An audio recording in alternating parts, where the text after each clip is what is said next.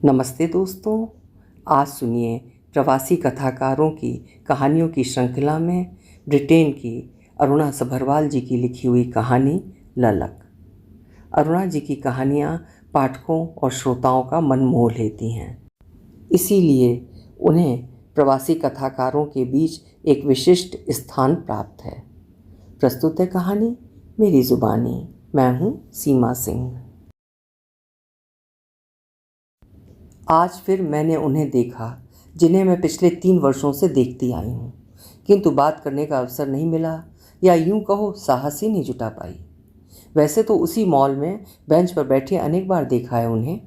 ये तो सभी को पता है कि एक महिला को पुरुष से बात की पहल करने से पहले बहुत कुछ सोचना पड़ता है। उसके मन में कई तरह के प्रश्न उठते हैं। ऊपर से समाज के बारे में भी सोचना पड़ता है, क्योंकि जब भी हैरो जाती हूँ तो उसी मॉल के ऊपर फूड कोर्ट में वो और कांति बैठकर चाय पानी पीते हैं, और वहीं वो सज्जन सुबह से लेकर मॉल के बंद होने तक अपनी बड़ी सी ट्रॉली के साथ नीचे दोस्तों के साथ बैठे होते हैं। अनेकों बार उससे जिज्ञासा हुई कि उनसे बात करूं, किंतु मन को बरबस रोकना पड़ा, क्योंकि वो सज्जन सदा लोगों से घिरे रहते हैं। उनका वहाँ होना मेरे लिए बहुत बड़ा जिज्ञासा का विषय बन गया है, विशेष रूप से उनका भानुमति का पिटारा, उनकी ट्रॉली। ऐसा लगता है वो सारा घर ही अपने साथ लेकर चलते हैं। नाम तो मैं उनका नहीं जानती, चलो उन्हें अंकल जी ही बुलाते हैं। अंकल जी एक चौकोर सी बड़ी ट्रॉली के साथ दोस्तों से घिरे बेंच पर बैठे होते हैं। 3 वर्षों में कई बार मैंने अंकल जी को अपनी बड़ी सी ट्रॉली के साथ H14 बस में चढ़ते देखा है। उन्हें ट्रॉली के साथ देखते ही ड्राइवर उनके लिए रैंप नीचे कर देता है और वो अपनी ट्रॉली के साथ जैसे तैसे चढ़ ही जाते हैं। उम्र शायद 70 की होगी। उनके शरीर पर बाकायदा मैला सा गर्म नेहरू कॉलर का अचकन, गले में मैला सा गर्म मफलर और गले में लंदन ट्रांसपोर्ट का फ्रीडम पास लटका रहता है। हाँ, दस्ताने और सर पर फटी गर्म टोपी तो भूल ही गई। परतों मैल चढ़ी चौरस ट्रॉली लगता है जिसे कभी धोने का सौभाग्य कभी नहीं मिला। ऊपर तक ट्रॉली भरी होने के साथ साथ उसके चारों पिलर पर प्लास्टिक की थैलियों में कुछ ना कुछ सामान टंगा होता है। हाँ, एक वाद्य यंत्र भी टंगा होता है जो गिटार या जाइलफोन की भांति लगता है। हाँ, ट्रॉली में पोर्टेबल कुर्सी भी टंगी रहती है। अगर थक जाएं तो कहीं भी बैठ सकते हैं। वो ट्रॉली ही नहीं, लगता है मानो पूरा घर साथ लेकर चल रहे हों। ये ट्रॉली भी उन्हें गवर्नमेंट से ही मिली है। ट्रॉली मेरे लिए एक बहुत बड़ा रहस्य बनी हुई है। सच कहूँ, केवल ट्रॉली नहीं, वो सज्जन भी मेरे लिए रहस्यमयी बनते जा रहे थे। मन में यही जिज्ञासा रहती कि उनकी इतनी बड़ी चौकोर ट्रॉली में होता क्या है। लगता था आज मेरी किस्मत खुल ही गई। अंकल जी को देखते ही बस ड्राइवर ने बस का दरवाज़ा खोलकर रैंप नीचे किया। बस में चढ़ने के लिए उन्हें थोड़ी जद्दोजहद करनी पड़ी। बस में कोई सीट खाली ना होने के कारण उन्हें मेरे पास ही बैठना पड़ा। हिम्मत जुटाकर मैंने उनसे पूछ ही लिया, अंकल जी, आप इतनी भारी ट्रॉली क्यों उठाते हैं? इस ट्रॉली में मैं पूरे दिन का खाना पीना लेकर चलता हूँ, जैसे मसाले वाली चाय, पानी, नमकीन, कभी थेपला, कभी खिचड़ी, कभी पराठे और ढोकला इत्यादि।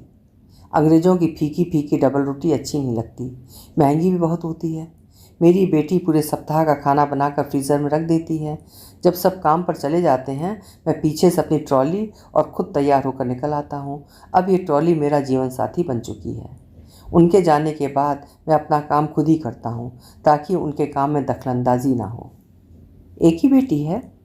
नहीं, 2 हैं। एक बेटी लंदन से बाहर रहती है, वो कभी कभी आती है मिलने। मैं बड़ी बेटी के साथ रहता हूँ। मेरे पास अपना घर था, मैंने बेचकर उन दोनों को पैसे दे दिए हैं, अपना टैक्स बचाने के लिए। तुम्हें तो पता है, आधे पैसे गवर्नमेंट ले लेती है।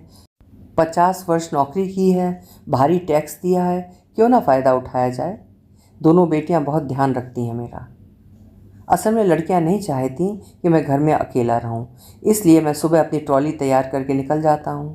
धन्यवाद गवर्नमेंट का, जिसने बस और मेट्रो का फ्री ट्रैवल का फ्रीडम पास दिया है। लंदन में अवकाश के बाद गवर्नमेंट की ओर से मेट्रो और बस का फ्रीडम पास मिल जाता है। वो बोले, अगर बस छूट जाए तो रिंग एंड राइड को फ़ोन करके घर पर बुला लेता हूँ। पैसे भी नहीं लगते।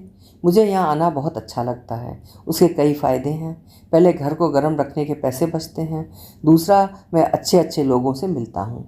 बेटियों को चिंता नहीं होती। वो जानती हैं कि अगर अचानक मुझे कुछ हो भी जाए तो मॉल में एम्बुलेंस बुलाने के लिए बहुत से लोग होंगे। मेरे दोस्त भी मिल जाते हैं। इतने में हमारा बस स्टॉप आ गया। दोनों अपने अपने रास्ते चल दिए। मैंने उनकी मदद के लिए हाथ आगे बढ़ाया। उन्होंने मदद लेने से इनकार कर दिया। मुझे उनका तर्क अच्छा लगा। अपनी शॉपिंग के पश्चात मैं और मेरी मित्र कांति फूड कोर्ट में चाय पीने बैठ गए। ऊपर से देखा तो अंकल जी अपने दोस्तों के साथ बहुत मगन खुशियां बिखेरने में लगे थे। उनके चारों ओर दोस्तों के जमघटे को देखकर खुशी हुई। रास्ते पर सोचती रही कि उनमें ऐसा क्या चुंबकीय आकर्षण है जो सदा लोगों से घिरे रहते हैं। घर पहुंचती व्यस्तता के कारण बात आई गई हो गई। कई सप्ताह के पश्चात अरसे के बाद आज फिर बस में मैंने अंकल जी को चढ़ते देखा। वही अपना भानुमति का पिटारा लिए बस में चढ़ने का प्रयास कर रहे थे। सोचा उनकी सहायता कर दूं, किंतु हिम्मत नहीं पड़ी। आज उन्होंने रेनकोट भी डाला था। मेरे साथ एक सहेली भी थी, किंतु मेरा ध्यान तो अंकल जी में ही अटका था। भरी बस होने के कारण उतरते वक्त एक नौजवान ने उनकी मदद के लिए हाथ बढ़ाया। उन्होंने मना कर दिया। जब भी कोई उनकी सहायता के लिए हाथ बढ़ाता तो उनका स्वाभिमान सामने खड़ा हुआ था। क्या गजब का स्वाभिमान है उनमें। आज सुबह से ही बारिश हो रही थी। मंद मंद हवा राहत दे रही थी। अंधेरे ने आसपास की दुनिया को अपने आगोश में ले लिया था। जब मैं अपने एक दो काम समाप्त करके आई, अंकल जी अकेले ही मॉल में बेंच पर बैठे थे। मेरे लिए अच्छा अवसर था उनसे बात करने का। हमारी थोड़ी सी पहचान तो हो चुकी थी। उन्हें अकेले देखते ही मैं उनके पास बेंच पर जाकर बैठ गई। नमस्ते अंकल जी, कैसे हो? सारू छे, अंकल जी बड़े धीमे से बोले। अंकल जी नहीं, धीरू भाई कहो। उनके ढीले से तेवर से मुझे चिंता होने लगी। धीरू भाई जी, आज आपकी उदासी का कारण क्या है? समझ तो मैं गई थी कि आज परेशान है, बारिश के कारण उनके दोस्त घर से नहीं निकलेंगे। ऐसा लग रहा था मानो आज उन्हें दिन के अंधेरे और उनके भीतर की उदासी ने घेर लिया था। मैंने पूछ ही लिया, धीरू भाई जी, आज बड़े उदास लग रहे हो, क्या कारण है? बात तो कोई खास नहीं, लगता है आज अकेले ही दिन बिताना पड़ेगा। बारिश में लोग बाहर आने से हिचकिचाते हैं कि कहीं अगर फिसल गए तो घर वालों के लिए समस्या खड़ी हो जाएगी। बस इतनी सी बात है, अभी मिस्टर गूगल से पूछकर बताती हूँ। मैं जल्दी से मिस्टर गूगल जी से पूछकर उनकी चिंता का निवारण करते बोली। चिंता ना करें, जल्दी ही बारिश रुक जाएगी और सूरज भी निकल आएगा। तब तक आप मुझे ही अपना दोस्त समझिए। कुछ पल संवादहीन गुजरे। मैं उनकी चुप्पी में भी अर्थ ढूंढने लगी। ऐसा महसूस हो रहा था मानो उनके बाहरी अक्कड़ फक्कड़ व्यक्तित्व के भीतर भावनाओं का शीतल झरना बह रहा हो। वो गहरी सांस लेते बोले, मैं खुशकिस्मत हूँ। लोगों के जीवन में तो बहुत कम अच्छे दिन आते हैं। ऊपर वाले की कृपा से मेरी तो सारी उम्र अच्छी गुजरी है। इतना कहकर वो अपने संगीत वाद्य की ट्यूनिंग करने में लग गए। ट्यूनिंग करते करते उसके मस्तिष्क में पत्नी की धुंधली धुंधली स्मृतियाँ चहलकदमी करने लगीं। वो खुद ही बड़बड़ाने लगे। किसी की शादी में मैंने देखा था तेजस को, बस वही मरमिटा था उस पर। वो इतनी सुंदर थी कि मैंने जुगाड़ कर करके उसके बारे में पता लगा ही लिया। वो आर्ट सेंटर में संगीत सिखाती थी। तेजस संगीत की महारथी थी। उसे कोई भी संगीत वाद्य दे दो, 2 मिनट के बाद वो कुशलता से बजा लेती थी। मुझे याद है उसके जन्म दिवस में एक मित्र ने उसे बैंजो उपहार में दिया। बस 1-2 मिनट उंगलियों को इधर उधर चलाने के बाद तेजस उस बैंजो पर सभी धुन बजाने लगी। सरस्वती जी उस पर बहुत मेहरबान थी। जब गाती थी तो ऐसा लगता था जैसे सरस्वती जी उसके गले में वास करती हों। तेजस के संगीत ने मुझे मोह लिया था, यूँ कहो फिदा हो गया। उसे मिलने के बहाने मैंने उसी संगीत की क्लास में दाखिला ले लिया। फिर हमारा प्यार उड़ान भरने लगा। हमारे विवाह में कोई समस्या नहीं आई। हम दोनों गुजरात से थे और उम्र गोत्र भी मेल खा गया। बात करते करते उनका गला भर्राने लगा। आंखें नम हो गईं। गला साथ नहीं दे रहा था। कपकपाते शब्दों से बताया कि 50 वर्षों के पश्चात पत्नी मेरा साथ छोड़कर चली गई। ऐसा लगा मानो मेरा जीवन वहीं समाप्त हो गया है। पर तेजस मेरे संगीत में सदा मेरे साथ रहती है। उसकी खुशबू मेरे हर सुर में बसी है।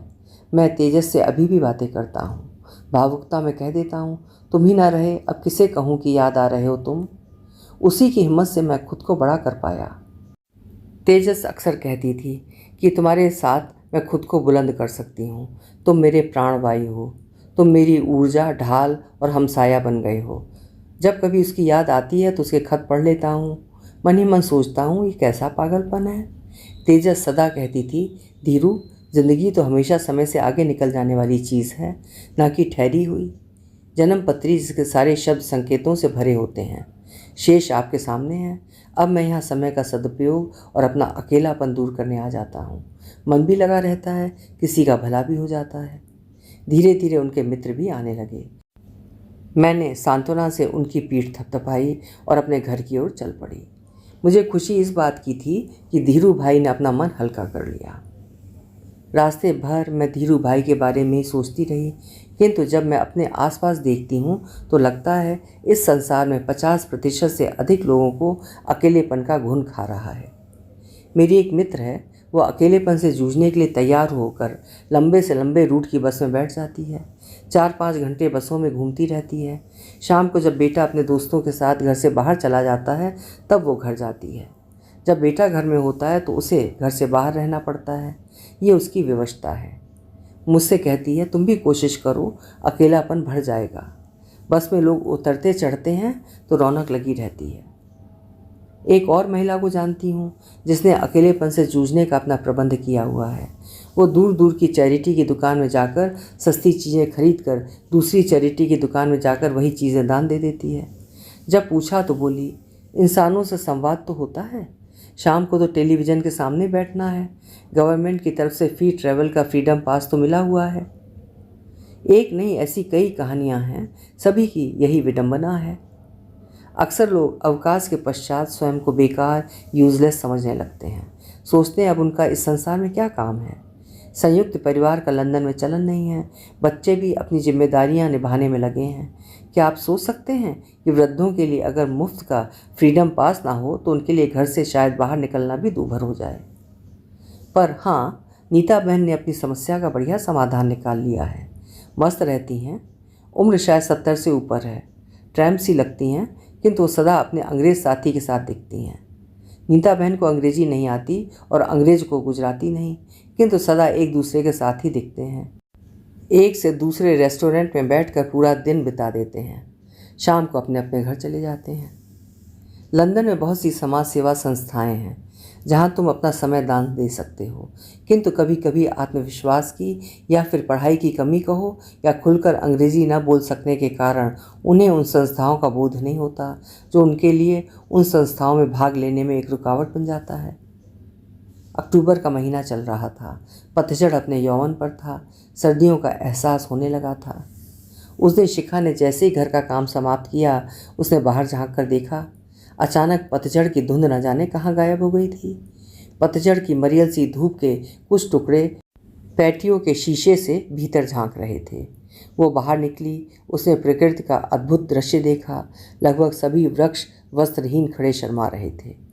धरती माँ पर पड़े खूबसूरत लाल, संतरी, पीले रंग बिरंगे पत्तों का बिछा कालीन पतझड़ की शोभा को और बढ़ा रहे थे। वो वहीं खड़ी प्रकृति के नज़ारों को निहारने लगी। 2 दिन से बारिश नहीं हुई। शिखा ने सोचा, बहुत अच्छा अवसर है गार्डन साफ करने का।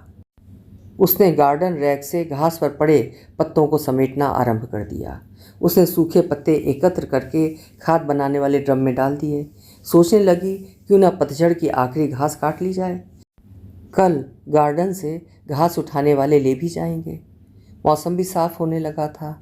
कई सप्ताह बीत गए। व्यस्तता के कारण बाहर भी नहीं जा पाई, क्योंकि लंदन में तो मौसम का कोई भरोसा नहीं। तुम एक ही दिन में चारों मौसम का आनंद ले लेते हो। चल पड़ी अपने मिशन पर। हैरो पहुंचते ही उसकी आंखें धीरू भाई को ही ढूंढती रहीं। ना बस में, ना मॉल के बेंच पर, कहीं भी नहीं थे। यहाँ तक कि वो बेंच भी वहाँ से नदारद थी। पूछे तो किससे पूछे, पूछने की बात भी नहीं थी। कुछ सप्ताह दिखाई नहीं दिए। आज 6 सप्ताह बाद धीरू भाई को बस में चढ़ते देखकर मेरी खुशी का ठिकाना न रहा। आज उन्होंने गर्म कोट डाला था। भीनी भीनी सर्दी भी शुरू हो गई थी। घने बादल छाए थे। दोनों ने एक दूसरे को नहीं देखा। लोगों की भीड़ के बावजूद मेरी नज़रें धीरू भाई पर थी। वो रिजर्व सीट पर बैठ गए और मैं पीछे। हैरो स्टेशन आते ही जब मैंने उन्हें वहाँ उतरते नहीं देखा, मैं भी बैठी रही। जासूसी करने के लिए। लग गई उनका पीछा करने। बाहर बारिश होनी आरंभ हो चुकी थी। अचानक वो हैरो की एक मेथोडिस्ट चर्च में घुसे और मैं पीछे पीछे। मैं अपना छाता बंद करके उनके पास जाकर बैठ गई। भीतर से मैं खुश थी कि अब उन्हें मुझे भगाने की जल्दी नहीं होगी। मुझे देखकर हैरानी से बोले, तुम यहाँ कैसे? मैंने सकपकाते हुए कहा, मैं यहाँ मंगल को एक सामाजिक चर्चा के लिए आती हूँ। आप यहाँ कैसे? पूछो मत। अंग्रेज़ों ने मिलकर काउंसिल को शिकायत की कि ये लोग जमघटा बनाकर लोगों की शांति भंग करते हैं। काउंसिल ने सुधार का बहाना बनाकर वहाँ से बेंच उठवा दिया। मेरा उद्देश्य तो समाज सेवा का था। धन्यवाद काउंसिल का, उन्होंने हमें सड़क पर नहीं छोड़ा। सप्ताह में 2 दिन 4-4 घंटे हमारे लिए इस चर्च में निर्धारित किए हैं। यहाँ चाय का भी प्रबंध है, सर्दियों में आराम रहेगा। एक डिब्बा रखा है चाय का, चाय बना लो और कुछ पेंस डिब्बे में डाल दो। यहाँ मैं खुशी से दोस्तों के साथ संगीत साधना कर सकता हूँ। यहाँ पियानो भी है। तुम सच नहीं मानोगी, यहाँ हम खुलकर गा सकते हैं, बजा सकते हैं। हमारे ग्रुप में से कितने छुपे रुस्तम निकले हैं जो जवानी में मंच पर गाया बजाया करते थे। कोई माउथ ऑर्गन बजाना जानता है, कोई हारमोनियम और कोई तबला। सबकी योग्यता निखर कर बाहर आ रही है और सब बहुत खुश हैं। घर में बच्चों की उनमें कोई दिलचस्पी नहीं, कोई जानना भी नहीं चाहता। संगीत मेरी नस नस में बसा है। जिस दिन मैंने संगीत छोड़ दिया मैं मर जाऊंगा। वो बार बार अपनी घड़ी देख रहे थे, शायद मुझे जाने का संकेत दे रहे थे। शेष 4 दिन का क्या प्रबंध है? मैंने पूछा। वो जो लाइब्रेरी है ना हैरो की, 2 दिन वहाँ कुछ घंटों के लिए कमरा मिला है। वहाँ हिंदी, गुजराती, बंगला का अखबार भी होता है। हमारे समूह में कई मेंबर प्रोफेशनल हैं, जैसे वकील, सोशल वर्कर, प्रोफेसर, डॉक्टर इत्यादि, जो अपनी सेवाएं मुफ्त में दान देते हैं। जैसे किसी को पत्र लिखवाना हो, कोई काउंसिल की समस्या हो, लैंडलॉर्ड की समस्या हो, समय पर पेंशन न पहुँची हो इत्यादि। सबकी समस्याओं के समाधान का प्रयास किया जाता है। डॉक्टर समझाते हैं, अपना और अपने शरीर का ध्यान रखें, वही अंत तक साथ देगा। धीरू भाई, शेष 2 दिन का क्या प्रबंध है? बारिश तेज होती जा रही है। धीरू भाई का ध्यान घड़ी पर ही था। धीरू भाई घड़ी देखते बोले, लगता है आज कोई नहीं आएगा। और मैं खुश थी कि अब मैं आराम से उनसे बात कर सकती हूँ। सोचने लगी, ये अच्छा ही है कि मौसम के पन्ने इंसान के हाथों के बाहर हैं। धीरू भाई, शेष 2 दिन का क्या प्रबंध है? 2 आधे दिन हमारे लिए कम्युनिटी सेंटर में निर्धारित हैं, जहां हम अपने निजी समस्याएं, अपने विचार, अपने अनुभव बांट सकते हैं। बच्चों के साथ रहने में विचारों और सोच में विरोधाभास का द्वंद्व तो चलता रहता है। इसी आशा से यहाँ आते हैं कि वहाँ हमारी बात को कोई तो सुनता है, समझता है। इसके अतिरिक्त अगर कोई कविता लिखता है, सबको सुनाना चाहता है, उसे सब प्रोत्साहित किया करते हैं। छोटा सा जन्म दिवस भी मना लेते हैं। जैसे आज आपके कोट पर चिपका स्टिकर ए बर्थडे बॉय जो मैंने देख लिया था। वो मेरी बात सुनी अनसुनी कर बोलते गए। अंग्रेज़, रोमेनियन, अफ्रीकन कोई भी आ सकता है। जितने हम अकेले हैं, ये लोग हमसे भी अधिक अकेले हैं। भाषा की तो कोई समस्या नहीं होती, अंग्रेजी तो सभी बोल लेते हैं। हमारा ये समूह बढ़ता जा रहा है। मनुष्य के लिए सामाजिक मेलजोल, आदान प्रदान अत्यंत जरूरी है। यही हमारा ध्येय है। आज कंप्यूटर का दौर है, जहाँ संवेदनाओं के लिए समय नहीं बचा। किसी भी काम को सही ढंग से करने के लिए उसके साथ रागात्मक संबंध का स्थापित होना जरूरी है। घर से यहाँ आ जाने पर मुझे अच्छा लगता है। मैं सबके लिए बहुत खुश हूँ। धीरू भाई जी, इतनी समाज सेवा करके तो आप स्वर्ग में जाएंगे। मेरे विचार से तो आप समाज सेवा के साथ साथ उनका मार्गदर्शन भी कर रहे हैं। मार्गदर्शन? इस उम्र में मार्गदर्शन? मार्गदर्शन सिद्धांतों से लिया जाता है, मनुष्यों से नहीं। मनुष्य तो मर जाता है, सिद्धांत नहीं। मैं कौन होता हूँ सेवा करने वाला और मार्ग दर्शाने वाला? है ना हमारा ऊपर वाला। मैं तो बस अवकाश के बाद ये अनमोल जीवन जीने की कोशिश कर रहा हूँ। ऊर्जा और खुशियाँ बांटता हूँ। मेरे साथ जात पात धर्म का कोई भेदभाव नहीं, कोई बंधन नहीं है। यहाँ कोई भी आ सकता है। जो समाज ने मुझे दिया है, समाज को लौटा रहा हूँ। मेरे जीवन में तो हर दिन उत्सव है। कैसी शक्तिशाली प्रवृत्ति होती है मानव में समझौते की। वो हर स्थिति पर विजय पा ही लेता है। आधुनिकता में वैयक्तिकता इतनी बढ़ गई है कि सब अपने अपने लिए जिम्मेवार हैं। मैं खुशनसीब हूँ, मेरा स्वस्थ शरीर है, मेरे पास संगीत है और सुनने वाले मेरे दोस्त। माँ बाप ने पढ़ा दिया था, ये धरती और इसके लोग ही मेरा परिवार है। मेरे लिए सारा संसार वसुधैव कुटुंबकम है। धीरू भाई जी, तो हो जाए आज आपका हैप्पी बर्थडे। 21 के तो हो गए होंगे, आपके कोट पर लिखा है। कई बार 21 का हो चुका हूँ। मैं आज 96 वर्ष का नौजवान यानी कि 96 ईयर यंग मैन हूँ। कोई इच्छा, कोई ललक रह गई है क्या? बस एक ललक। किंग प्रिंस चार्ल्स के टेलीग्राम के इंतज़ार में हूँ। लंदन में जब आप 100 वर्ष के होते हैं तो क्वीन या किंग से बर्थडे का टेलीग्राम आता है। धीरू भाई के सपनों का आसमान बहुत बड़ा है। अभी आप सुन रहे थे अरुणा सभरवाल जी की लिखी हुई एक बेहद उम्दा कहानी ललक। उम्मीद है आपको ज़रूर पसंद आई होगी। पसंद आई है तो लाइक और चैनल को सब्सक्राइब ज़रूर करिएगा। कल फिर मिलेंगे। आपका समय शुभ हो।